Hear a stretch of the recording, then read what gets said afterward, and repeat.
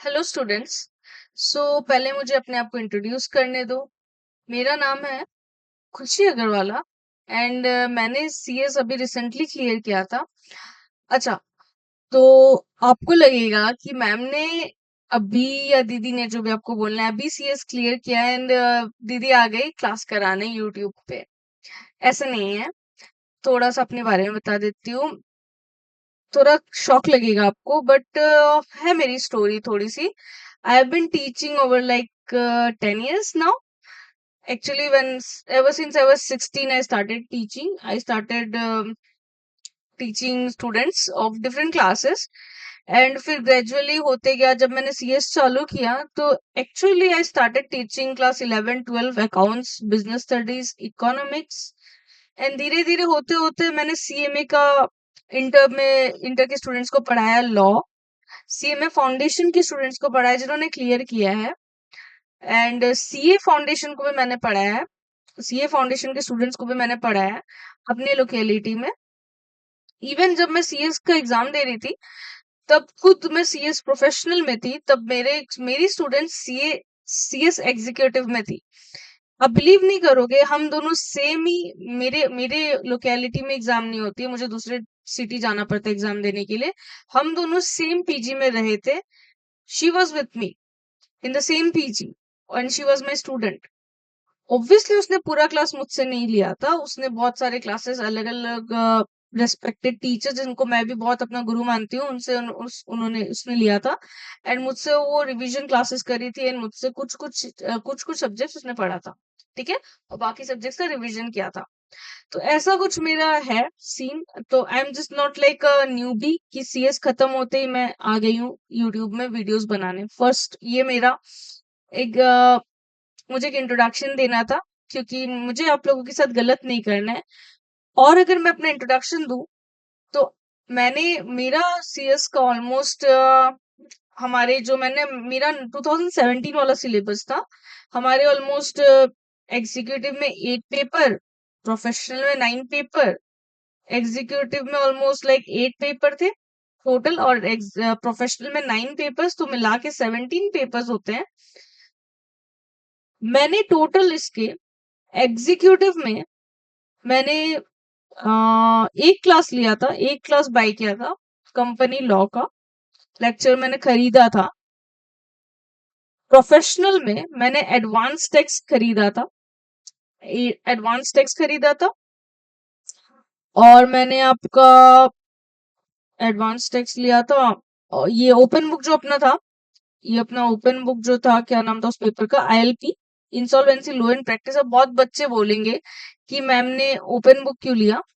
Open book मैंने इसलिए लिया था इंसॉल्वेंसी लॉ एंड प्रैक्टिस का क्योंकि मेरे पास ओपन बुक को लेके कंसेप्ट आ जाता है हम लोगों का कि नहीं पढ़ना है ऐसा करके। तो मुझे बस ये नहीं था, मुझे क्लास लेनी थी क्योंकि हमारा एक और सब्जेक्ट था सीआरआई करके। तो सीआरआई में ये ओपन बुक का बहुत बहुत बहुत कंट्रीब्यूशन था। एक जैसे ही है दोनों के 50 मार्क्स मेरा यहाँ पे पक्का हो जाता था।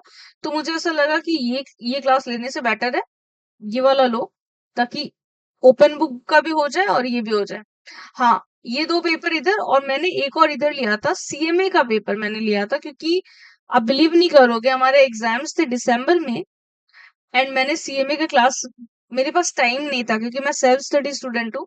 तो मेरे पास टाइम नहीं था। अक्टूबर में मैंने सीएमए चालू किया था पढ़ने, तो मुझे ऐसा लगा था अगर मैं खुद से करने चालू करूंगी तो बहुत टाइम लग जाएगा with YouTube channels. To be very honest, मैंने सेल्फ स्टडी पूरा नहीं किया, मैंने यूट्यूब में बहुत खंगाला, बहुत सारे टीचर्स के वीडियोस थे वो सबसे पढ़ा है। तो इसलिए मुझे ये सीएमए का क्लास लेना पड़ा था अक्टूबर में। बहुत बच्चे बोलेंगे कि ऐसे हुआ, मैं अपना और बाकी का डिटेल्स आपको कभी और बताऊंगी। तो मैंने इसीलिए ये क्लास लिया था, बहुत अच्छा पढ़ाया था जिनसे भी लिया था मैंने। तो ऐसे करके मैंने सिर्फ 4 पेपर लिए थे। ये तो बहुत मैंडेटरी थे मेरे लिए। और इंसॉल्वेंसी मैंने बोला था, मुझे था कि ओपन बुक है, पढ़ाई हो जाएगी, और सीएमए मुझे लास्ट मोमेंट के लिए मुझे सीएमए लेनी पड़ी। ठीक है, बट आई वॉज हैप्पी कि eight the end of the day I took this classes. बाकी सब अगर मैं आपको बताऊं, बाकी सब मैंने सिर्फ खुद से पढ़ा था और यूट्यूब के टीचर्स की मदद से पढ़ा था। तो आई पर्सनली बिलीव कि यूट्यूब जो है ना, यूट्यूब एक बहुत अच्छा माध्यम है उन लोगों के लिए जो फाइनेंशियली अफोर्ड नहीं कर सकते हैं, या फिर इतने लंबे लंबे क्लासेस जो लेक्चर्स इतने लंबे लंबे ऑनलाइन होता है वो जा नहीं सकते, या फिर बहुत बच्चे आफ्टर प्रोफेशनल आफ्टर अपना बीकॉम वगैरह का कुछ और भी पढ़ाई कर रहे हैं, कुछ और भी काम कर रहे हैं, उन लोग इतना इतना लाइव क्लासेस ले ही नहीं सकते। तो यूट्यूब बहुत एक अच्छा आपका माध्यम है। यूट्यूब में सब कुछ अवेलेबल रहता है मैक्सिमम, तो यूट्यूब से आप पढ़ सकते हैं। तो मैं भी इसलिए ट्राई कर रही हूँ कि जितना हो सके मैं अपना इनपुट दूं, क्योंकि जब से मैंने सेल्फ स्टडी पढ़ना चालू किया, सेल्फ स्टडी से क्या हुआ, मुझे बहुत चीजें समझ में आई। स्टार्टिंग में मेरा फर्स्ट अटेम्प्ट मैंने ढंग से दिया ही नहीं, लेकिन उसके बाद मेरा हर अटेम्प्ट बहुत अच्छे से निकला। मैं पूरा इंटरप्रिटेशन के साथ पढ़ने लगी। मैंने आपका ये जो बेयर एक्ट है, मैं बेयर एक्ट से पढ़ने लगी। मैं एक एक word, just one one word, every single word मैंने पढ़ा है बुक का, मॉड्यूल का, मॉड्यूल का पढ़ा है मैंने। अमेंडमेंट सारे देखे। अमेंडमेंट्स ऐसा नहीं है कि मैं सिर्फ यूट्यूब में आके देख लिया, वो लास्ट मोमेंट के लिए। मैंने इवन अमेंडमेंट शीट्स भी, सप्लीमेंट से भी देखा है। मैंने खुद ने सारे क्वेश्चन पेपर सॉल्व करे, आपके आईसीएसआई जो प्रोवाइड करता है। हाँ, वहां पे कुछ कुछ क्वेश्चन इधर उधर होते हैं आंसर्स, ठीक है, मैंने यूट्यूब की मदद भी ली। यूट्यूब टीचर्स, यूट्यूब तो सबसे टॉप में है, देखो यूट्यूब तो सबसे टॉप में है। मैंने यूट्यूब टीचर्स ने बहुत हेल्प किया है। मैं, आप बोलोगे तो कभी एक टाइम आएगा मैं उनको शाउट आउट भी दूंगी, जिन जिन यूट्यूब टीचर्स को मैंने फॉलो किया, मैंने पढ़ा है उनसे। एंड आई ऑनेस्टली फील कि यूट्यूब एक ऐसा बैकग्राउंड है जहाँ एक स्टूडेंट ना लाइव क्लासेस लेना बहुत सही है। मैं लाइव क्लासेस में आपका एग्जाम्स होते हैं, सब कुछ होता है, लेकिन मैंने क्या सोचा है, I will be your YouTube teacher. मैं भी उनकी जैसा, उनसे मैंने सीखा है यूट्यूब से। YouTube has given me everything. I am now A CS, ठीक है। तो मैं चाहूंगी कि मैं भी यूट्यूब को कुछ दूं, स्टूडेंट्स को कुछ दूं जो नहीं पढ़ सकते। आप बिलीव नहीं करोगे, एक टाइम ऐसा था, I am just telling some things about me because I am totally new here, आप नहीं जानते हो। मैं 2 2 PM से 8:30 PM तक, आप बिलीव नहीं करोगे, मैं पढ़ाती थी क्लासेस अपने स्टूडेंट्स को, रोज, हर टाइम। उसके बाद खुद का भी पढ़ती थी। एक टाइम ऐसा था, सुबह से 7 से 8 तक भी एक बैच था। और ये एक टाइम तो ऐसा था, ये अभी रिसेंटली 2023 की बात है। तो ऐसा कुछ मेरा था, मैंने प्लानिंग की, बहुत किया, पढ़ा, यूट्यूब खंगाला, न्यूमेरिकल सारा सॉल्व करके जाती थी यूट्यूब से। एग्जाम से पहले बहुत पढ़ती थी, बहुत अपना टाइम शेड्यूल बनाया, पढ़ती थी। ऐसा नहीं था लाइफ भी स्टॉप हुआ, योगा करती थी, बहुत सारे योगा करे, योगा करा, अपने आप को मेंटेन किया, ठीक है। अपना फिजिकल हेल्थ के ऊपर बहुत ज्यादा फोकस करने लगा था।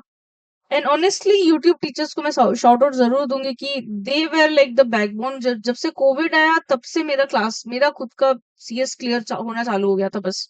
उसके एक एटम मैंने बर्बाद कर दिया था, मुझे पता है, क्योंकि मेरा थोड़ा मोरल डाउन था बिकॉज मैंने एक भी क्लासेस नहीं ली थी। जैसे ही मैं गई थी वहां पे आपके क्या बोलते हैं, like I would say exam centre में देखा स्टूडेंट्स के पास इतनी इतनी नोट्स है, ये वो है, मेरे पास कुछ नहीं था। But I did not stop, I did not stop. मुझे थोड़ा बुरा लगा था, but at the end I did it, I did it. My parents are happy, I am happy, खुश हूं मैं कि सिर्फ 4 क्लासेस लेके मेरा 13 क्लासेस, 13 पेपर मैंने किया यूट्यूब की मदद से। खुद के इंटरप्रिटेशंस करती थी, यहाँ वहां वीडियोस देखती थी, जो मिलता था बटोर लेती थी। I was just like a Rancho, I think, जो मिला उसे बटोरा, ठीक है। तो ये कुछ मेरा है। कभी मैं आपको यूट्यूब के बारे में, अपने बारे में बताऊंगी अगर आपको वो है तो। बस मुझे इतना इसलिए बताना था, मैं आई एम नॉट लाइक ब्रैगिंग, इतना इसीलिए बताना था ताकि आपको एक ट्रस्ट बिल्ड होए कि हाँ मुझे कुछ पता है, ठीक है। और ठीक है, मेरा ऐसा है कि देखो इतने सारे पेपर है, बहुत सारे पेपर है आप लोगों के भी, एग्जीक्यूटिव में एंड प्रोफेशनल में। तो मैं सोच रही हूँ कि मैं थोड़ा सा एग्जीक्यूटिव से चालू करूँ, प्रोफेशनल में भी जैसे जैसे मेरे पास टाइम होगा, बिकॉज अभी भी मैं क्लासेस ले रही हूँ, मेरा क्लासेस अभी भी चालू है। तो जैसे जैसे होगा मैं कराऊंगी। मैंने आज आपका ये पेपर लिया है, खुद से सिलेक्ट किया, CMNSL, ठीक है। ये पेपर जो है ये लिया है, और मैंने बहुत सोचा कि मैं कौन सा क्लास कराऊं, क्या कराऊं। तो मुझे मिला सेबी। आप अभी तक सेबी से बहुत अवगत होंगे। अभी जिनका दिसंबर में एग्जाम है, आप ये वीडियो देख भी सकते हो। जिनका जून में एग्जाम है उन लोग और अच्छे से देख सकते हो, क्योंकि आपने अभी तक पढ़ाई पूरी से चालू करी होगी नहीं करी होगी मुझे आइडिया नहीं है, ठीक है, तो मैंने इसलिए उठाया क्योंकि इस टाइप के चैप्टर्स को ना हम इग्नोर मारते हैं। हमारा फेवरेट चैप्टर्स क्या होता है? हमारा फेवरेट चैप्टर्स जो वो भी मैं लेकर आऊंगी। मेरा पर्सनली मुझे आईसीडीआर बहुत पसंद था। एलओडीआर थोड़ा मुझे टाइमलाइंस याद करने में मुझे थोड़ा माथापच्ची हो जाती थी मेरे साथ, तो लास्ट मिनट चैप्टर रहता था ये मेरा। टेक ओवर हो गया, ये हो गया, डीलिस्टिंग हो गया, ये सब स्टूडेंट्स के लिए बहुत इंपॉर्टेंट हो जाता है। म्यूचुअल फंड्स हो गया, ऑब्वियसली बहुत इंपॉर्टेंट है, लेकिन हम ऐसे सब चक्कर में ना ये सब चैप्टर्स को भूल जाते हैं। फिर एग्जाम में होता है कि इन सब से तो हमें सब आ जाता है, ये सब चैप्टर से 3 मार्क, 5 मार्क, ऐसे कुछ मार्क्स के आते हैं।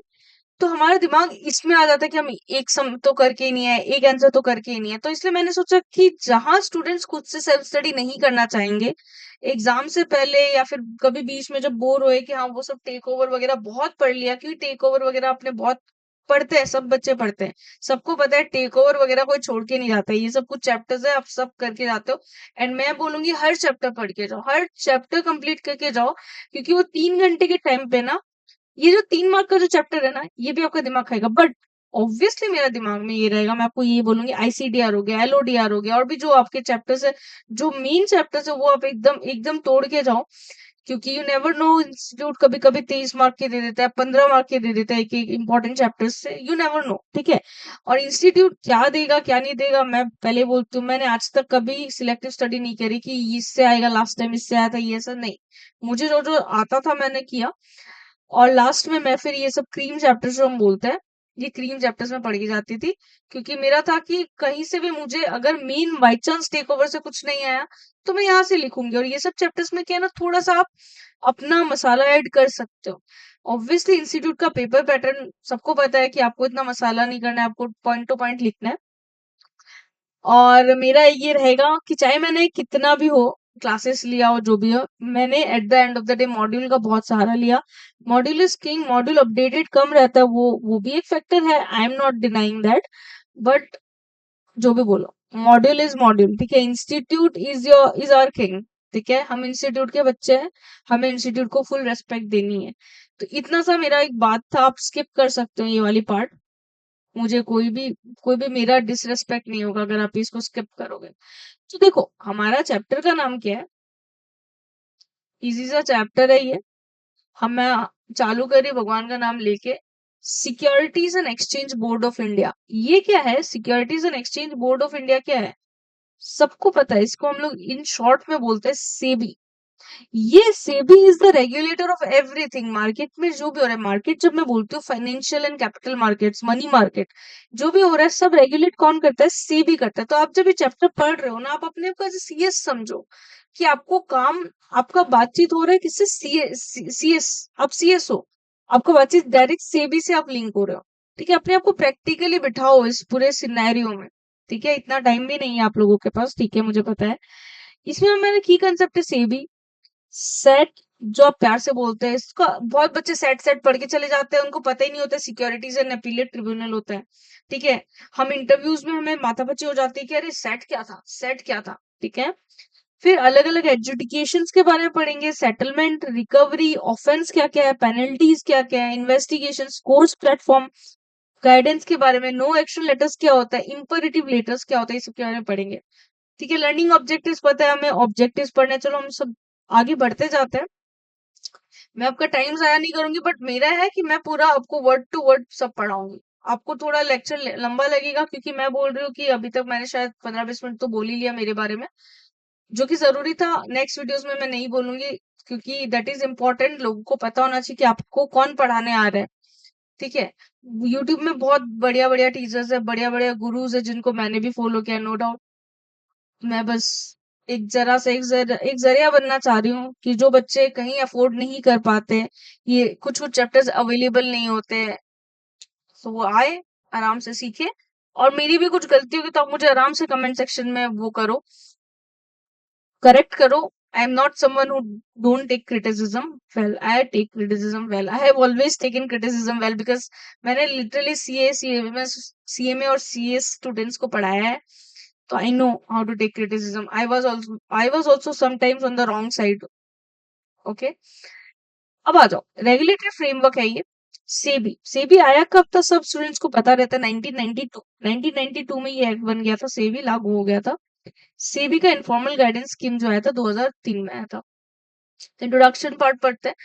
बोलते SEBI the securities and exchange board of India establish हुआ था अप्रैल, कब एस्टेब्लिश हुआ था याद ही रहेगा, अप्रैल महीना में हुआ था, 12 अप्रैल में 1992। कौन से प्रोविजंस रूल्स कौन से प्रोविजंस के तहत? Securities and exchange board of India act. तो आपको पता है कोई भी रूल वगैरह हो, कुछ भी प्रोविजंस हो, वो बाद में जाके एक्ट बनता है, रूल वगैरह। ये रूल जो आपका बिल पास होता है वो एक्ट बन जाता है। तो सेबी एक्ट, ठीक है।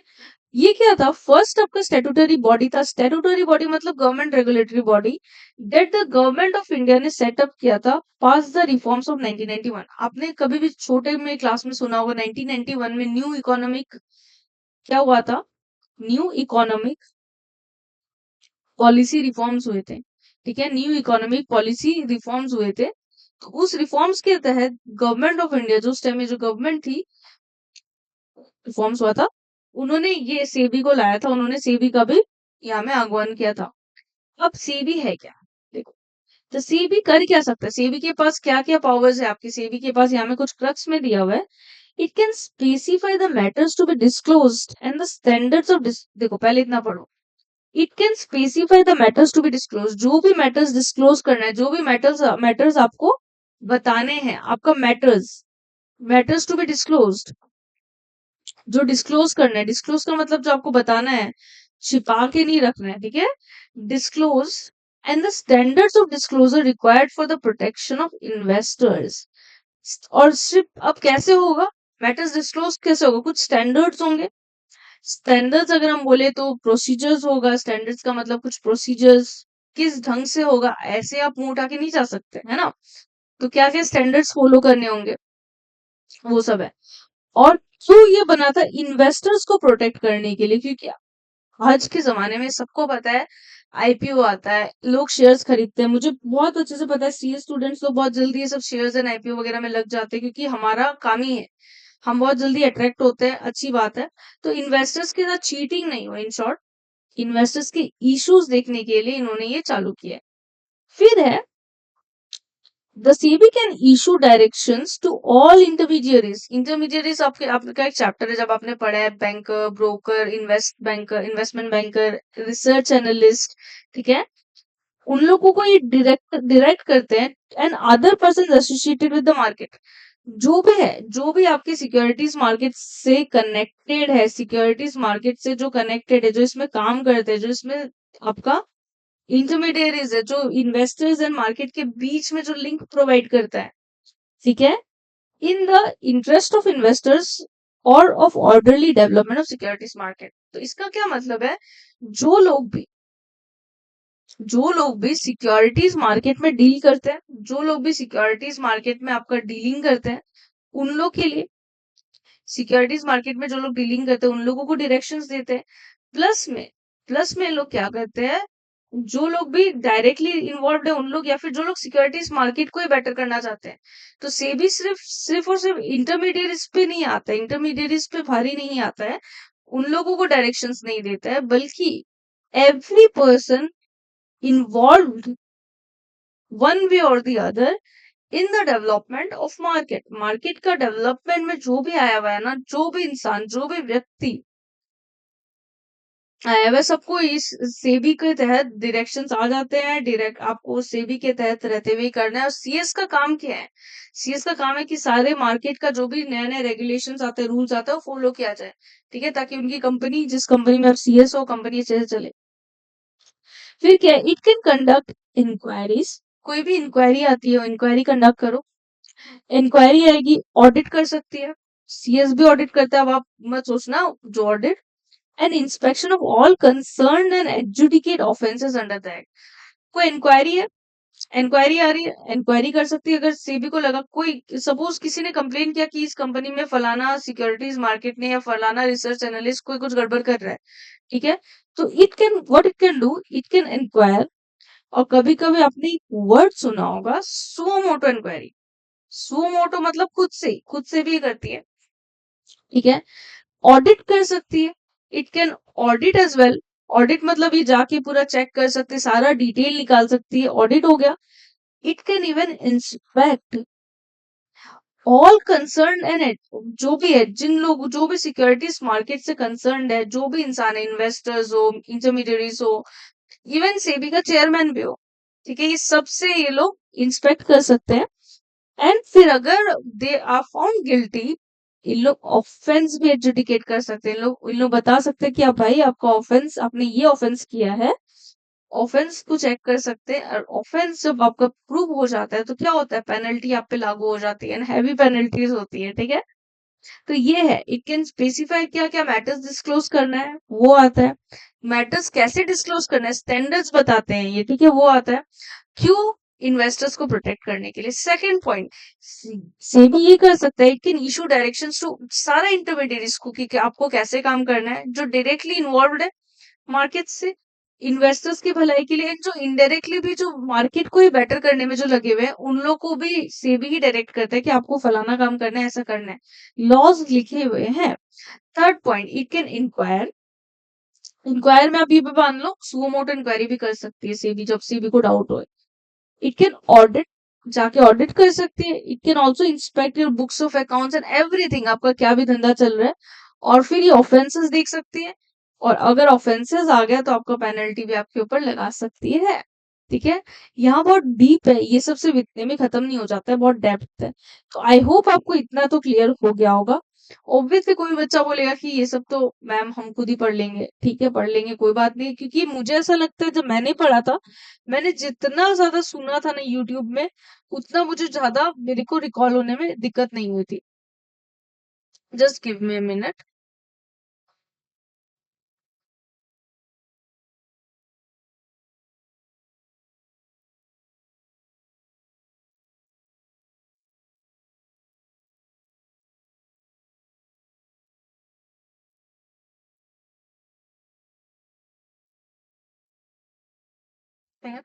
अब हमारे पास क्या हो जाएगा, थोड़ा सा स्पेस हो जाएगा लिखने के लिए।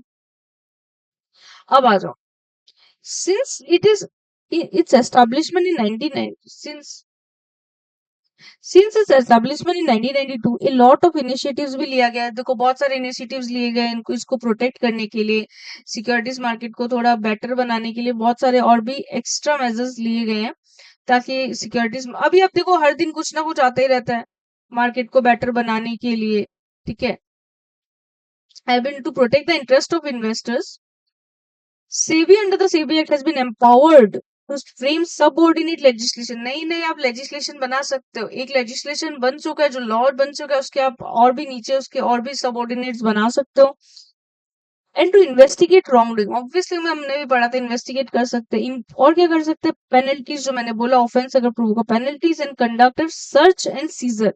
सीजर का मतलब क्या होता है, सर्च मतलब खोजो, भाई ढूंढो, अगर कुछ गड़बड़ मिल गया उस चीज को पूरा जब्त कर लो, पकड़ लो, जब्त कर लो, ठीक है, वी आर डन।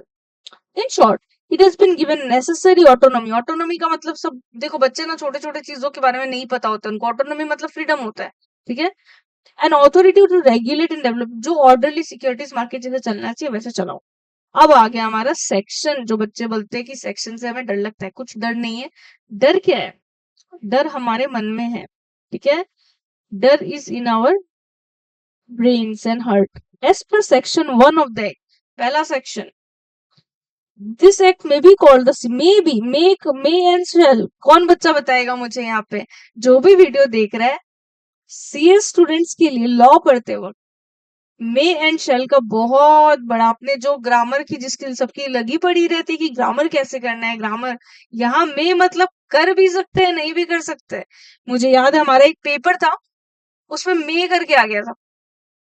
अगर आप उसको अगर आप मे का टाइप का आंसर नहीं लिखोगे पूरे 5 मार्क्स जाते हैं आपके। देखिए शेल मतलब यस, इट इज मैंडेटरी, ये करना ही है, ठीक है। तो से भी may, this act may be called the securities and exchange board of India act 1992, बोल सकते हैं ऐसा। It extends to the whole of India. अब होल ऑफ इंडिया जब बोलते हैं तो जम्मू कश्मीर सब सब आते हैं, अभी तो सबको पता ही, सब आ रहे हैं उधर भी। It shall be deem to have to come in force on 30, तो ये तो पहले का बात है। डीम टू मतलब आप मानो मत मानो, डीम का मतलब क्या होता है, कौन बोलेगा। डीम मतलब आप मानो मत मानो, आपको मानना ही पड़ेगा कि 30 जनवरी में लागू हो चुका है, आ चुका है, पर हमने पढ़ा था अप्रैल में आया, पर 30 जनवरी से डीम टू भी लागू, ठीक है, हो गया यहाँ तक। यहाँ तक हमें कोई भी दिक्कत नहीं हुई पढ़ने में। ठीक है। अब बताओ, अब बात ये है कि आप जब खुद से पढ़ने जाओगे ना, आप ये सब स्किप करोगे, कभी कभी इसके भीतर से क्वेश्चन आ जाती है।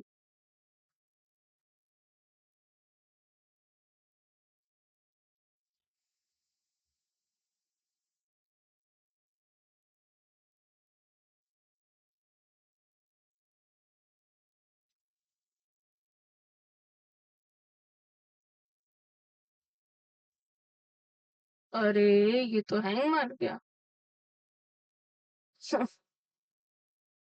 परेशानी तो होती है।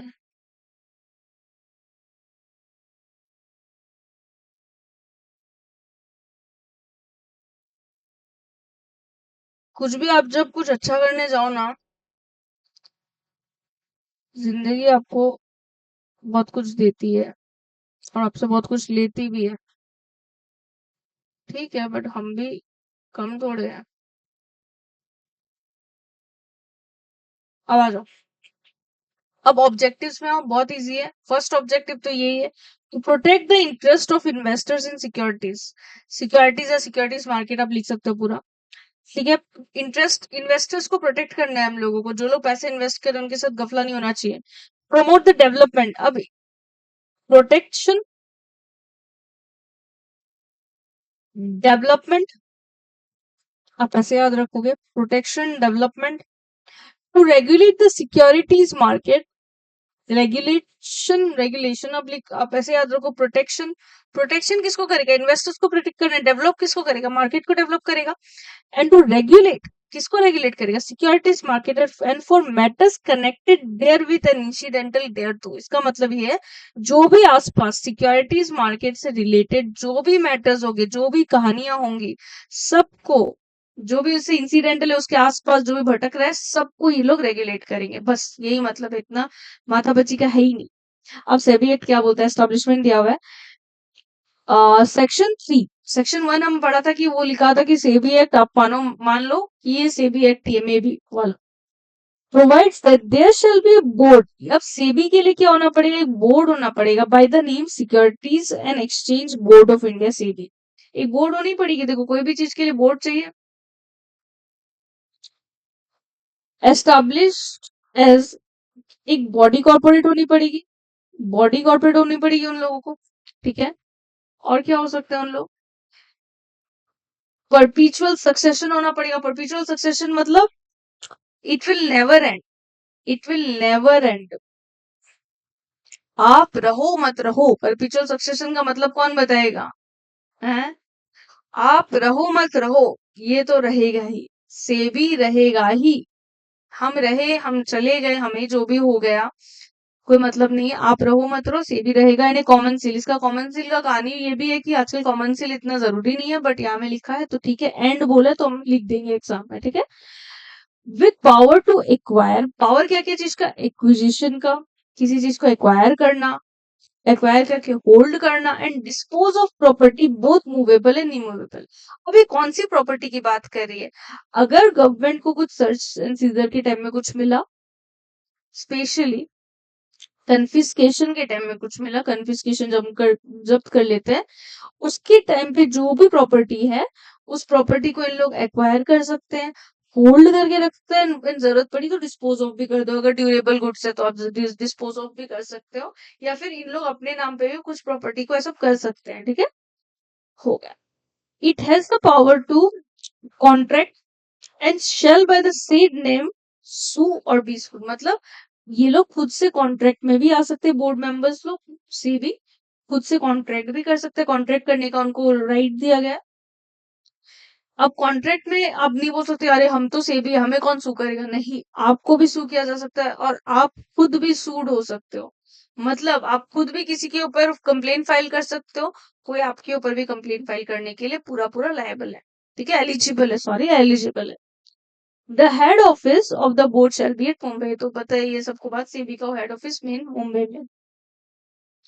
फर्दर द बोर्ड में एस्टैब्लिश ऑफिसेज अदर प्लेस। अब सिर्फ मुंबई में होने से होगा नहीं, इंडिया काफी बड़ी हमारी कंट्री है, तो कहीं पे भी लगा सकता है। लेकिन एचक्यू कहाँ होगा? एचक्यू बोले तो मुंबई में हेडक्वार्टर्स, हेडक्वार्टर्स, एचक्यू मतलब हेडक्वार्टर्स। ठीक है। हो गया। ऑब्जेक्टिव पढ़ लिया हमने, सेक्शन 3 क्या बोलता है वो पढ़ लिया, देखो 2 चीज डन और आगे का भी वो सब डन। बस ऐसे आज आप सुनते रहो। मैनेजमेंट ऑफ सेबी, सेक्शन 4 का 1, सेक्शन 4 क्लॉज 1 क्या बोलता है? प्रोवाइड्स दैट द सेबी शैल मतलब ये जरूरी है, consist of the following members appointed by the central government. इसको अपॉइंट भी कौन करेगी? सीजी, हमारी जो सेंट्रल गवर्नमेंट है वो अपॉइंट करेगी। कौन कौन होना चाहिए आपके पेपर में? नॉर्मली इसको लेके इतना वो नहीं आता है केस बेस्ड कि इतना इतना ये है बोलो कि ये प्रॉपर है ना नहीं है सेबी का, ठीक है? आपको थोड़ा सा देखना है, चेयरमैन तो होना ही पड़ेगा। ये कॉम्पोजिशन की बात कर रही है पहले, ठीक है? एक चेयरमैन होना पड़ेगा, 2 मेंबर होने पड़ेंगे, 2 मेंबर्स, मतलब 2 मेंबर होने पड़ेंगे from amongst the officials of the ministry of central government. Central government के मिनिस्टर्स में से दो आदमी होनी पड़ेगी। Dealing with finance and administration of companies act. आज अपने कंपनीज एक्ट आपका सीए स्टूडेंट्स का फेवरेट सब्जेक्ट क्या होता है? कौन बताएगा?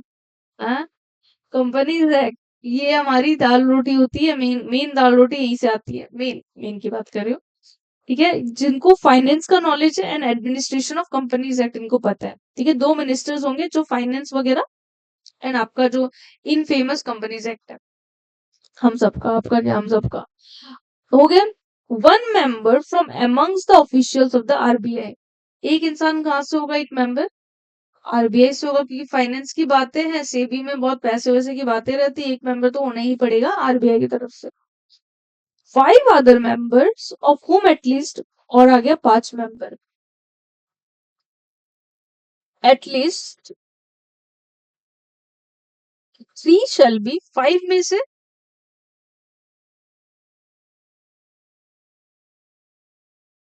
5 में से क्या है? 3 क्या होगा? 3 मेंबर्स क्या होगा? shall be the whole time members। अब whole time members मतलब WTD नहीं, WTM, whole time members to be appointed by the central। तो ये लोग whole time रहेंगे, ये लोग members पार्ट टाइम नहीं रहेंगे, शेडो मेंबर्स नहीं रहेंगे, स्लीपिंग मेंबर्स नहीं रहेंगे। तो टोटल कितना हुआ?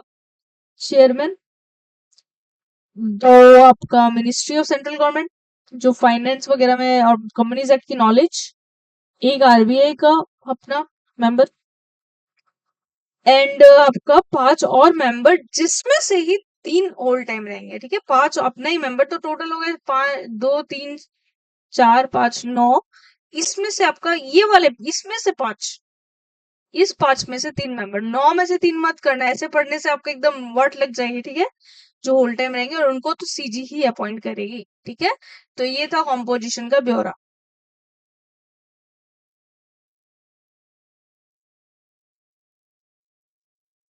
आ जाओ, और क्या है? The government, the general superintendent, superintendence मतलब जो सुपरवाइज करते हैं, ठीक है? Direction and management of the affairs of the board, direction जो देंगे, मैनेजमेंट जो करेंगे, जो जनरल है, ठीक है? स्पेसिफिक नहीं। शेल, शेल से आप लोगों को प्यार हो जाने चाहिए। शेल और मे वर्ड को तो आप एकदम प्यार से पढ़ो।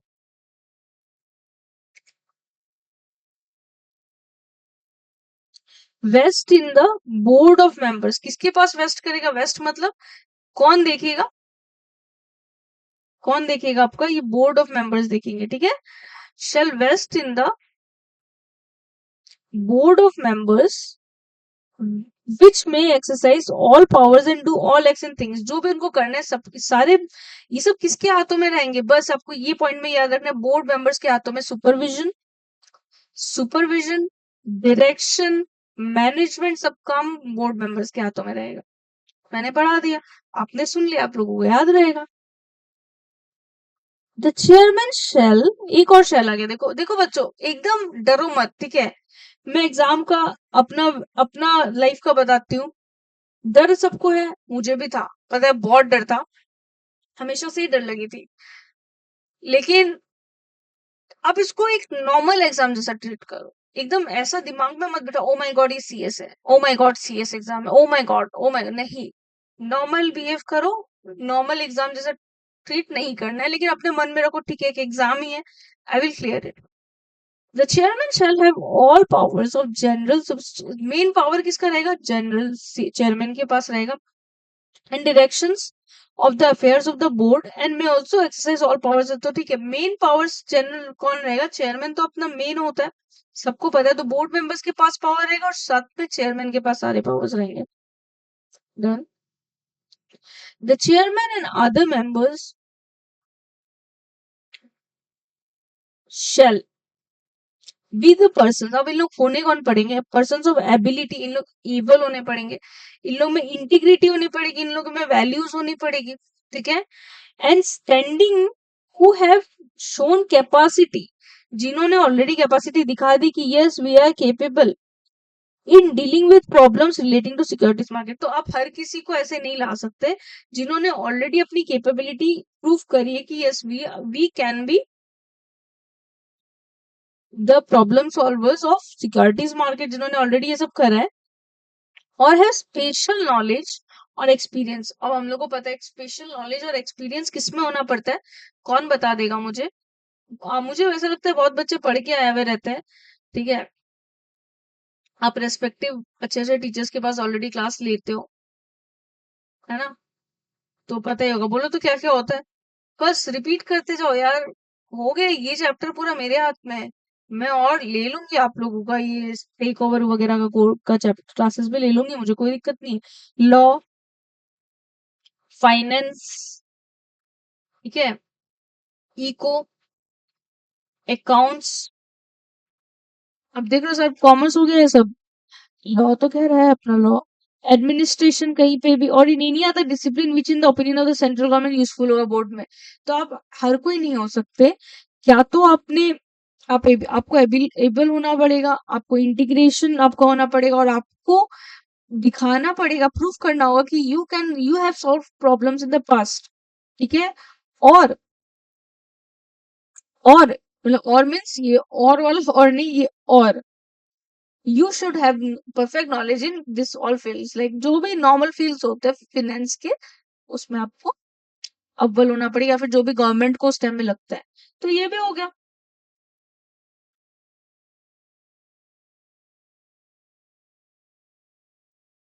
ये हमारा पेज नंबर क्या था? 103। चलो कोई बात नहीं, इधर चलता हूँ।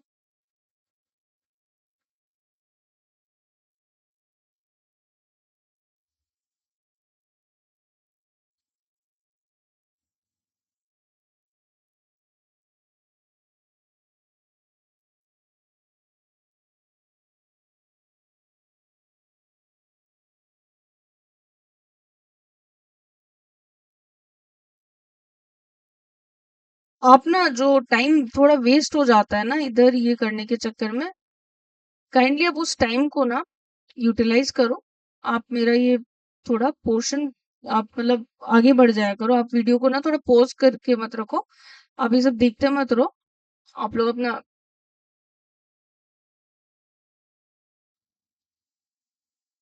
कीमती टाइम को आप लोग आगे लेके जाते रहो।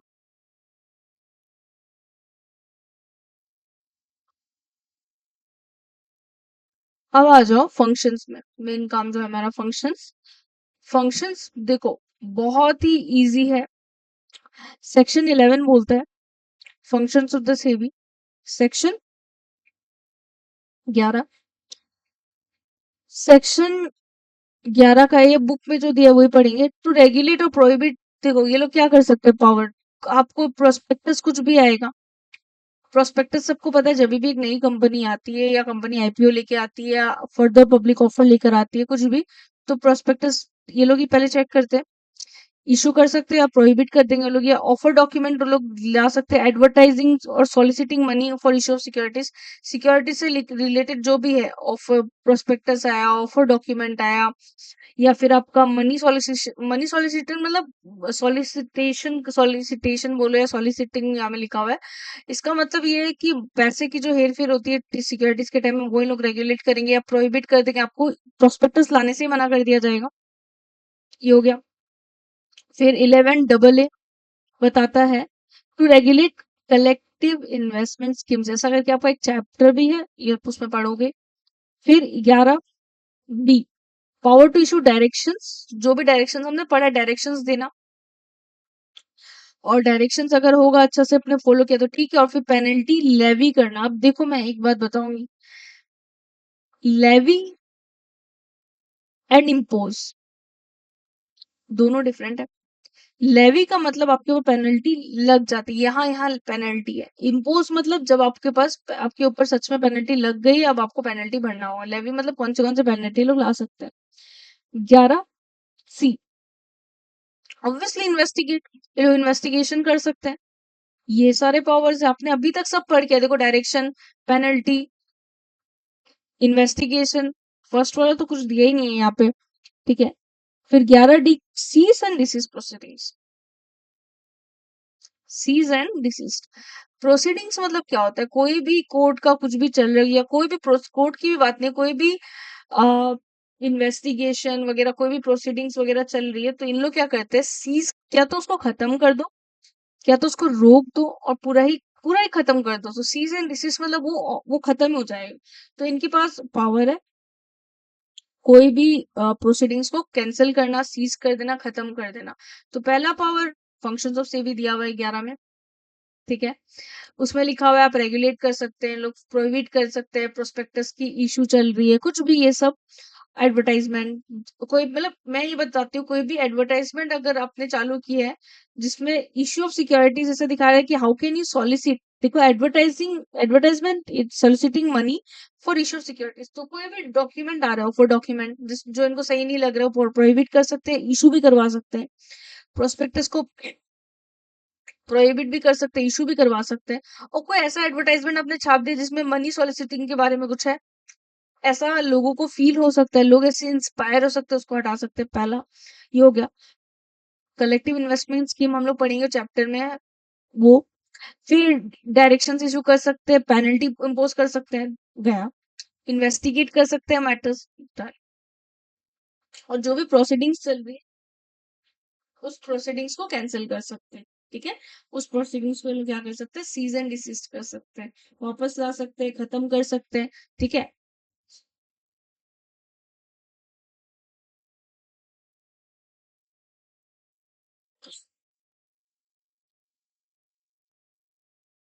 डन, ये था थोड़ा सा आपको फंक्शंस के बारे में थोड़ा दिया हुआ था।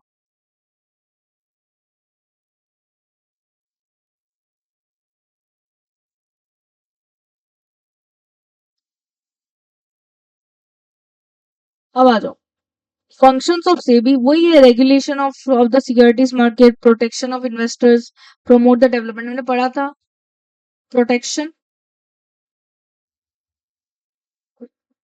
डेवलपमेंट, और regulation, sorry, protection of investors, development of market and regulation of securities market, ठीक है। अब बोला है section 11 of the act lays down that it shall be the duty of SEBI to protect interest, investors को बचाओ, and to promote the development. ये सारा जो प्रोटेक्शन, डेवलपमेंट, रेगुलेशन, ये एक ही बात पड़ी हुई है आपको, ये सेबी का ड्यूटी है भाई। सेबी अपना काम करो, और सेबी अपना काम पूरा अच्छे ढंग से करते हैं।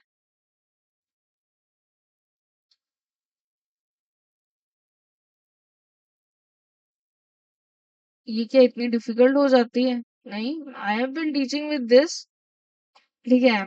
जितना डिफिकल्ट बना रहे हैं ना इन लोग, मेरी मेरी थोड़ी क्लास ले रहे हैं, ठीक है। अब आ जाओ सेक्शन 11 का 2, 11 का क्लॉज 2, ये आ गया हमारा सेक्शन भैया। ये क्या करता है, प्रोवाइड्स दैट द मेजर्स में प्रोवाइड फॉर, और क्या क्या मेजर्स इन लोग कर सकते हैं, देखो एक सेकेंड, यहाँ पे बोला है ना सेबी अपने मेजर्स कुछ ले सकते हैं, ठीक है। मेजर्स का दिया हुआ है, देखो अब मैं बताऊंगी मेजर्स आपको कैसे पढ़ना है। आपको इतना सारा मेजर्स किसने बोला एकदम मुंह जुबानी याद रहेगा, बहुत बहुत कम स्टूडेंट्स है जिनको ये पूरा याद रहेगा, और है भी बहुत ऐसे स्टूडेंट्स, आई ट्रूली बिलीव कि ऐसे बच्चे हैं जो हमारे यहाँ पे बहुत ज्यादा स्मार्ट बच्चे जिनको याद भी हो जाता है। पर अगर आपके पास टाइम कम है तो आप कैसे करोगे, मैं एक एक समझाती हूँ। अब देखो हम आगे मेजर्स का देखते हैं। Regulating the business in stock exchange in any other security, stock exchange, कोई भी स्टॉक एक्सचेंज उठा लो, कोई भी सिक्योरिटीज मार्केट का कोई भी बिजनेस उठा लो, वो लोग इन लोग रेगुलेट करेंगे। पहला काम तो रेगुलेशन ही रहता है, ठीक है। दूसरा क्या है, take something lighter, registering and regulating the working of stock brokers. अब जो ब्रोकर्स होते हैं ना, दलाल, स्टॉक ब्रोकर्स होते हैं मार्केट में आपका काम करके देते हैं, या फिर उनके जो सब ब्रोकर होते हैं, एसटीएस जो होते हैं, एसटीए मतलब शेयर ट्रांसफर एजेंट, बैंकर्स हो गए, सब इंटरमीडिएट्स की बात करें। इस पॉइंट पे किसकी बात कर रहे हैं, इंटरमीडिएट्स की बात कर रहे हैं। तो पहले में रेगुलेशन का था, यहाँ पे इंटरमीडिएट्स की बात करे जा रहे हैं। देखो, trustees of trust deeds, registrars to the issue, ठीक है, merchant bankers, underwriters, portfolio investors, ये सबको इन लोग क्या करेंगे, रेगुलेट करेंगे।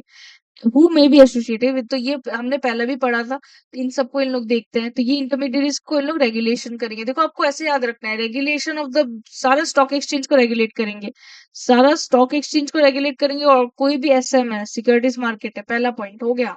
दूसरा पॉइंट, इंटरमीडिएट्स को देखेंगे, डन, वाओ, हाँ, registering and regulating the working of, अब आगे फिर से वही डिपोजिटरीज, अब जिन्होंने पैसा डाला है, पार्टिसिपेंट्स, कस्टोडियंस, ठीक है, foreign FII, credit rating agencies, CRS and such other intermediates of the SEBI, जो भी है, यहाँ पे भी इंटरमीडिएट्स की बात कर रहे हैं, यहाँ पे इंस्टीट्यूशनल इंटरमीडिएट्स की बात ज्यादा कर रहे हैं, जो डिपोजिटरीज होते हैं, सीडीएसएल, हाँ, ये सब हो गया। फिर आपका पार्टिसिपेंट्स हो गया, जो स्टॉक ब्रोकर्स वगैरह जो पार्टिसिपेंट्स है, कस्टोडियंस ऑफ एसेट्स होता है, सिक्योरिटीज होता है, ठीक है, एफआईआई वगैरह, सीआरए जो आपको क्रेडिट रेटिंग देती है, इनके बारे में। तो यहाँ पे भी एकदम से इंटरमीडिएट्स की ही बात की गई है, ठीक है। बट यहाँ में थोड़ा इंस्टीट्यूशनल इंटरमीडिएट्स की बात की गई है। फिर registering and regulating the working of venture capital, VCs and CIS, collective investment schemes, including MF, mutual fund. मतलब अब आप देखो, पहला हो गया स्टॉक एक्सचेंज को खुद को रेगुलेट करो, पहला स्टॉक एक्सचेंज को खुद को रेगुलेट करो, सिक्योरिटीज मार्केट को रेगुलेट करो। फिर दूसरा आ गया ब्रोकर, एजेंट, वेजेंट की बात करी गई है, ठीक है। ये जो इंटरमीडियरीज, जो खुद इंटरमीडियरीज होते हैं, उनकी बात करी गई, पोर्टफोलियो मैनेजर्स, इन्वेस्टमेंट बैंकर्स, उनको रेगुलेट करो, हो गया, डन। तीसरा हो गया आपका ये डिपोजिटरीज हो गया, पार्टिसिपेंट्स हो गए, आपके एफआईए हो गया, क्रेडिट रेटिंग एजेंसीज हो गया, जो इंस्टीट्यूशन है उनको देखो, डन। 3 पॉइंट तो एकदम मुट्ठी में हमारे। Fourth point, venture capital funds, collective investment schemes, mutual fund, ये सब तो आपने बहुत चैप्टर्स में पढ़े हैं, इनको भी देखो, डन। फिर आ गया promoting and regulating self regulatory organisation. अब कुछ कुछ ऑर्गेनाइजेशन होते हैं जो खुद से ही सेल्फ रेगुलेटरी है, लेकिन सेबी के बहुत से तुम बचोगे नहीं, सेबी उनको भी देखेंगी जो खुद से सेल्फ रेगुलेशन कर रहे हैं, ठीक है। आपको अलाउड है करना, लेकिन सेबी उनको देखेगी, ठीक है। Prohibiting fraudulent and unfair trade practices, जो भी है, अनफेयर ट्रेड प्रैक्टिसेस, आप माल प्रैक्टिसेस करोगे तो वो सारा से भी देखेगी। Promoting investors education and training of intermediates, investor education, investors को भी हेल्प करते हैं ना SEBI. Investor education protection fund किसने सुना है, किन किन बच्चों ने, सीएसआर करके जो आपका टॉपिक है, उसमें बच्चों का फेवरेट क्या होता है, सब मुझे ये सब पता है, क्योंकि I have recently cleared my CS. IEPF आपका होता है ना, नहीं होता है, सबसे खास बच्चों का सब्जेक्ट ही होता है हमारा आईईपीएफ, ठीक है। तो उससे इन लोग इन्वेस्टर्स को एजुकेट करते हैं, भाई तुम्हारा अवेयरनेस है, तुम ये कर सकते हो। इंटरमीडिएरीज को ट्रेनिंग करना है, आपको ट्रेनिंग जानी पड़ती है, बहुत रिसर्च एनालिस्ट की एग्जाम्स होती रहती है, ठीक है। ऐसे आप नहीं बन सकते। और मैं इसलिए बोलूंगी, टेलीग्राम टिप्स वगैरह से अगर कोई बच्चे सब में सोच रहे हैं, ऑब्वियसली आप लोग सीएस कर रहे हो तो आप लोग स्मार्ट हो, आपके पास, मुझे इस चीज को डाउट नहीं है। इनसाइडर ट्रेडिंग, बताओ किस बच्चे को मुझे बताना है, ये भी आपका एक चैप्टर आ गया, इनसाइडर ट्रेडिंग। मैं बहुत खोद खोद के पढ़ा होगा इस चैप्टर को, मैं भी इसका क्लास लगा दूंगी, मुझे पर्सनली चैप्टर बहुत पसंद था। Regulating substantial acquisition take over, ये हो गया सांस, ये आपका फेवरेट चैप्टर, हाँ, बहुत बच्चों का फेवरेट चैप्टर होता है, मुझे पता है। आईसीडीआर से तो आपको डरना ही नहीं है, बिल्कुल नहीं डरना है, उसके बारे में भी हम देखेंगे। अब कोई इन्फॉर्मेशन बुलाना है, कोई इंस्पेक्शन करना है, कोई इंक्वायरी करनी है, कोई ऑडिट करनी है, जो हमने सब देखा, म्यूचुअल फंड से रिलेटेड या जो भी इंसान कनेक्टेड है सबका, ये लोग कर सकते हैं। तो इंस्पेक्शन की पार्ट है, ये समझ लो। तो हमने अभी तक, चलो इतना हम लोग दिखते हैं, ठीक है। स्टॉक एक्सचेंज को रेगुलेट करना है, उनसे रिलेटेड जो भी मार्केट में उन लोग को रेगुलेट करना है, पहला पॉइंट। दूसरा पॉइंट होता है broker, agent, underwriter, portfolio manager, इन लोग सबको रेगुलेट करना है। तीसरा आ गया क्रेडिट रेटिंग एजेंसीज, आपका एफआईए, ठीक है, आपका और भी ज्यादा जो कस्टोडियन वगैरह पार्टिसिपेंट, सीडीएसएल, इन लोगों को देखना है। तीन हो गए। चौथा आपका आ गया venture capital fund, CIS mutual fund को देखो, चौथा आ गया। फिफ्थ आ गया, मतलब ये जो भी कोई सेल्फ रेगुलेटरी ऑर्गेनाइजेशन है, उन लोग को भी प्रमोट करना भी है कि भाई खुद से भी करो, कोई बात नहीं, लेकिन उनको रेगुलेट भी करना है। पांचवा हो गया। छठा आपका पता है अनफेयर ट्रेड प्रैक्टिसेस, जो गलत हो रहा है, और ये जो फ्रॉडुलेंट एक्टिविटीज है उसको भगाओ, छठा हो गया। फिर सातवां में है ना, हम सातवां आपका जो चैप्टर है भाई, और सातवां आपका आईपीएफ सीएसआर, कि इन्वेस्टर्स को एजुकेट करो, ट्रेनिंग दो इंटरमीडियरीज को कि कैसे क्या करना है। डन। फिर आठवां आपका इनसाइडर ट्रेडिंग को प्रोहिबिट करो। चौथा आ गया रेगुलेशन करो, सास रेगुलेशंस लेकर आओ। हो गया ना, देखो ये सब चैप्टर्स आप लोगों को इतना सारे तो आपको याद ही हो जाएंगे। बच्चों अब घबराओ मत, ठीक है। We will clear our exams, ठीक है। वी विल क्लियर, सब हो जाता है at the end of the day. It's just your life. आपका लाइफ को और बेटर बनाने के लिए आप सीएस कर रहे हो, बस इतना याद रखो। अपने ऊपर इतना प्रेशर मत लो, मुझे पता है सब बहुत डिफरेंट बैकग्राउंड से आते हैं। जितना जल्दी पोर्शन खत्म हो, जितना जल्दी आपका पढ़ाई खत्म हो, you will be okay with it ना। तो बस कर्म करो, फल के लिए रुको, अच्छे कर्म करो, फल की इच्छा मत करो, सब बच्चे को होती है ना। कॉलिंग फॉर इन्फॉर्मेशन, और एक और मेरा छूट गया, कोई भी इन्फॉर्मेशन बुलाओ, इंस्पेक्शन करो, सर्च करो जहां जहां सर्च करना है। From any person including any bank, कोई भी बैंक से भी आ सकता है, कोई अथॉरिटी, बोर्ड मेंबर्स, कोई भी बोर्ड मतलब सेबी वगैरह, कोई कॉर्पोरेशन एस्टेब्लिश और करना, जो भी ये एक्ट के अंदर, सेंट्रल या स्टेट एक्ट के अंदर जो वो लोग भी आ रहे हैं, जो भी बोर्ड है, जो भी आपका ये क्या बोलते हैं बैंक वगैरह है, सबको इन लोग बुला सकते हैं भाई, सब है। Which in the opinion of the SEBI shall be relevant to an, अगर सेबी को लगता है कि हमको इन्वेस्टिगेशन करनी बहुत जरूरी है, सेबी सेंट्रल और स्टेट एक्ट के अकॉर्डिंग जो लोग अपना अपना कंपनी, कॉर्पोरेट, बोर्ड है, सबको इन लोग देख सकते हैं, ठीक है। इन्फॉर्मेशन ये लोग से मांग सकते हैं, इन्फॉर्मेशन बोले तो बुक्स इनके मांग सकते हैं, अकाउंट्स के बारे में डिटेल मांग सकते हैं। From any such agencies as may be specified by the SEBI, such information shall be considered necessary. जो भी फंक्शंस में इन्होंने पहले ही, अगर कोई एजेंसी बनती है तो इनको बोल दिया जाता है कि आप जब जब हम आपको बुलाएंगे भाई, तब तब आप आ जाना, ठीक है। From other authorities whether in India, आ जाओ, और आउटसाइड इंडिया, बाहर की कंट्रीज को भी, लेकिन बाहर की कंट्रीज के साथ हमारा वो होना पड़ेगा ट्रीटी, ये having function similar to those of SEBI, कोई भी अथॉरिटी हो गया। अब यहाँ पे देखो इंश्योरेंस रेगुलेटरी बोर्ड होता है, ये सब भी हो गया ना, तो सबको जो सेबी के जैसा जिसका फंक्शन है इंडिया में, या इंडिया से बाहर जो जो सब सब सब कंट्रीज के अपने अपने होती है ना, ये अमेरिका का क्या, यूएस का क्या है, एसईसी, ठीक है। इस टाइप का जो भी कंट्रीज का अपना अपना है, similar to SEBI in methods relating to the prevention or detection of violation of the securities market, securities law के साथ कुछ भी अगर डिटेक्शन हो रहा है, कुछ वायलेशन हो रहा है, अगर इन्होंने डिटेक्ट किया है, बुला सकते हैं, subject to the provisions of other laws for the time being in force, लेकिन subject to the provisions,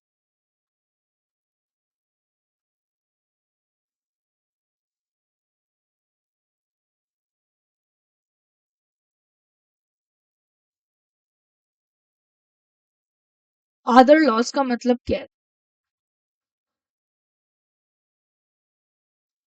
subject, subject to the provisions मतलब सब्जेक्ट टू मतलब उसको ध्यान में रखते हुए, अदर लॉज जो दूसरे दूसरे लॉज में जो भी बोला है, हम उसको नॉट विस्टैंडिंग नहीं रखेंगे, हमको फर्क नहीं पड़ेगा, ऐसा नहीं हो सकता है। वी हैव टू बी, देखो क्या लिखा है, subject to the provisions of other laws for the time being in force in this regard, जो भी दूसरे लॉज लगे हुए हैं, बोला ना कोई भी अथॉरिटी से किसी से भी आप मंगा सकते हैं, जो सेबी की तरह काम करता है, अगर इनको लग रहा है कोई वायलेशन हो रहा है, लेकिन हमें ध्यान रखना पड़ेगा उनके अपने पर्सनल लॉज, उसको हम तोड़ नहीं सकते, उसको हमें ध्यान रखते हुए subject to the provisions of other laws, बाकी दूसरे लॉज भी हमें ध्यान रखने पड़ेंगे। हम ऐसे नहीं बोल सकते भाड़ में जाओ बाकी laws, you have to keep in considerate means, meaning आप क्या बोल सकते हैं, you have to be considerate. हो गया। Performing such functions and exercising such functions, जो भी है सिक्योरिटीज मार्केट में, गवर्नमेंट ने इनको डेलीगेशन किया। डेलीगेशन का मतलब क्या होता है, गवर्नमेंट ने अपना काम इनको थोपा है। क्या, लिवाइंग फीस और अदर चार्जेस, जो भी बिजनेस का ये सेक्शन में जो भी काम करने के लिए जो भी फीस मैंने पहले बोला था लिवी कर सकते हैं। लेवी एंड इम्पोजिशन डिफरेंट हो जाते हैं। जो भी चीज है उसके ऊपर हम रिसर्च कर सकते हैं, रिसर्च करना बहुत जरूरी होता है। रिसर्च आप कर सकते हो जो भी पर्पजेज है। Calling from or furnishing to any such agencies as may be specified by SEBI such information as may be consider necessary. जो भी चीजें नेसेसरी होगी क्या तो उनसे बुलाओ, क्या तो इनको डिस्क्लोज करो, सीबी कर सकती है। ठीक है, परफॉर्मिंग सच अदर फंक्शंस, तो ये पॉइंट बच्चों का क्या होता है, ये पॉइंट लास्ट पॉइंट बच्चों का मोस्ट फेवरेट पॉइंट होता है। और बच्चे सोचते हैं हम पहले ही लिख दें भाई, अगर ऐसे फंक्शंस आ जाए ना, मैसेज आ जाए, तो आपको ये पॉइंट सबसे लास्ट में लिखना है। आप भले ही 3 पॉइंट लिखो पर ये पॉइंट सबसे लास्ट में लिखना है, ऊपर लिख के मत आना। और नॉर्मली ये पॉइंट के आपको इतने मार्क्स नहीं मिलते एग्जाम में, उनको पता है कि आपको याद नहीं है इसलिए आपने ना लिख कर आ गए। ठीक है, तो आपको ध्यान देना है, आपको वेंचर कैपिटल आपको ये सब पता है, ये वाला पॉइंट में आपको बस थोड़ा सा आपको माथापच्ची क्या करना है, किसी से भी इंफॉर्मेशन लाओ। दूसरा में कोई भी अथॉरिटी है, कोई भी एजेंसी से इंफॉर्मेशन लो। तीसरा है कि आप लो अथॉरिटीज से जो आपके जैसा वर्क करते हैं, उनसे जो लॉ बनाते हैं उनसे लो इंफॉर्मेशन। लेकिन आपको बाकी इंफॉर्मेशन बाकी लॉज का भी ध्यान रखना है, subject to other laws as well. Then मेरा ये फर्स्ट क्लास है तो समटाइम्स आई फील लाइक मुझे एक ही छोटू सा क्लास रखना चाहिए, बट व्हाट आई फील कि should I stop it. Okay, I will stop it here today. मुझे थोड़ा पता भी चलेगा मेरा, क्योंकि स्टार्टिंग में मैंने थोड़ा सा अपना डिटेल दे दिया था, वो जरूरी थी, मुझे ऐसा फील हुआ my detail was a bit needed because I am totally new. आपको एटलीस्ट हमेशा पता होना चाहिए। आपको पता है जब आप कोई भी कोर्स करते हो, आपको उसका सिलेबस पता होना चाहिए, आपको उसका करियर अपॉर्चुनिटीज पता होना चाहिए, आपको उसका एग्जाम पैटर्न पता होना चाहिए। अब बहुत बच्चों को 40 50 और 60 मार्क्स का पता ही नहीं होता है। आपको उसके, हाँ, एग्जाम पैटर्न हो गया, ड्यूरेशन कितने लगते हैं, करियर अपॉर्चुनिटीज क्या, करियर कैसे बनते हैं, मार्केट में जॉब है ना नहीं, ये डिमांड एंड सप्लाई, आपको पता होना पड़ता है मार्केट में डिमांड एंड सप्लाई क्या है, पढ़ा कौन रहे, इंस्टीट्यूट क्या है आपका, कोचिंग क्या है आपके, ट्यूशंस क्या है आपके, जो भी आपने जहां भी पढ़ा है, टीचर्स कैसे हैं, सब आपको देखना होता है। तो इसीलिए मेरा ऐसा था कि मैं सीएमएसएल तो पढ़ा रही हूँ, but you should know who I am and ठीक है, इसलिए मैंने थोड़ा दिया था। उसके लिए मैं माफी भी चाहूंगी आप लोगों का, अगर आपका टाइम वेस्ट हो रहा है तो प्लीज स्किप कर देना, कोई दिक्कत नहीं है, नो डिसरेस्पेक्ट, कोई डिसरेस्पेक्ट की बात ही नहीं है। आपका टाइम मेरा मोस्ट इंपॉर्टेंट होगा, तो मैं आज यहीं पे छोड़ती हूँ। नेक्स्ट क्लास से हम इसके बाद आएंगे, हम और पढ़ेंगे ये चैप्टर। आपको बिट्स एंड पीसेस में अलग अलग छोटे छोटे छोटे छोटे वीडियो करके मैं डाल दूंगी, आप लोग पढ़ते जाओ पढ़ते जाओ पढ़ते जाओ, आपका खत्म हो जाएगा, एक टाइम आएगा। और ये चैप्टर आप एग्जाम के पहले फुल स्पीड डाल के देखो, कोई दिक्कत नहीं, बस समझ में आए। एंड मैं धीरे धीरे धीरे धीरे ट्राई करूंगी, कंपनी लॉ, सीएमएसएल का तो मैंने ले ही लिया, आप समझ लो, टेक ओवर वगैरह सब कराऊंगी मैं। ठीक है, धीरे धीरे धीरे करके I will I will come here in YouTube like fully establish मैं करूंगी, ताकि जो बच्चे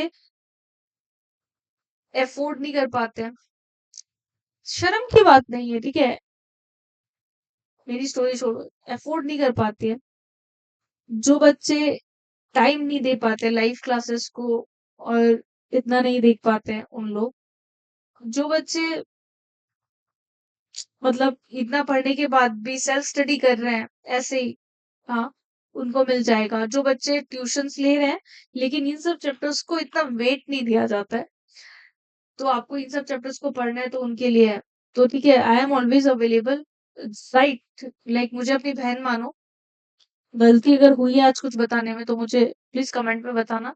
एक बच्चा भी देख लेगा ना, मुझे ऐसा लगेगा 70,000 बच्चे देते हैं एग्जाम, ऑलमोस्ट 50,000 समथिंग, एक बच्चा देख के जा रहा है, एक बच्चा मेरा स्टूडेंट है।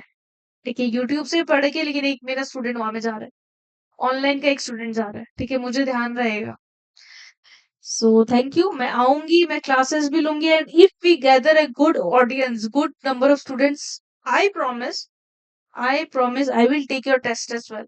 और मुझे नहीं मालूम वो ऑनलाइन टेस्ट कैसे, क्या होगा, कब होगा, कुछ ये सब मुझे अभी मत पूछो। जनता बनेगी। मैं बोलती हूँ 3 बच्चे भी बने, 4 बच्चे भी बने जो एकदम रेगुलरली मेरी क्लासेस देख रहे हैं, मैं पेपर बनाऊंगी। मैं आपका यूट्यूब टीचर होने के बाद भी जूम में या जैसे भी होगा आपके एग्जाम्स लूंगी, टेस्ट लूंगी, आई प्रॉमिस दिस। लेकिन शिद्दत से, और 3-4 बच्चे भी अगर पढ़ लेना, मैं ले लूंगी टेस्ट। मुझे 10,000 बच्चे, 1,000 बच्चे, 500 बच्चे, 200 बच्चे की कुछ नहीं है। 3 बच्चे, 2 बच्चे, अरे एक बच्चा भी अगर मेरी सारी वीडियोस आके देख रहा है ना, उसके लिए भी आई एम अवेलेबल, मैं हूँ यहाँ पे। और मैं देखती हूँ मैं प्रोफेशनल का और क्या क्या क्लास करा सकती हूँ, मेरे टाइम के अकॉर्डिंग होगा, but I will make my time, I will make my time for you guys. So thank you for watching. आज बस थोड़ा ही पढ़ा पाई, नेक्स्ट क्लास में और पढ़ाऊंगी। Hope I can record more, because मैं 11-12 का भी क्लासेस डाल रही हूँ। So thank you for watching, bye bye, take care of your parents, take care of your mental health, your physical health. ठीक है, हम कर लेंगे, हम आए हैं इस कोर्स में, इस कोर्स को हम कंप्लीट करके ही जाएंगे। ठीक है, सेल्फ डाउट पहला पड़ा हुआ है जो आपको खत्म करना है, and I am here to motivate, but you have to be consistent. Motivation alone cannot do anything. Motivation is just like something 15% or 10%. Other is confidence, consistency, self belief, hard work, smart work. ठीक है, तो motivation alone can not do anything. So bye bye, take care of your parents, love ones, near and dear ones, अपना ध्यान रखो सबसे ज्यादा। मैं आपसे विदा लेती हूँ।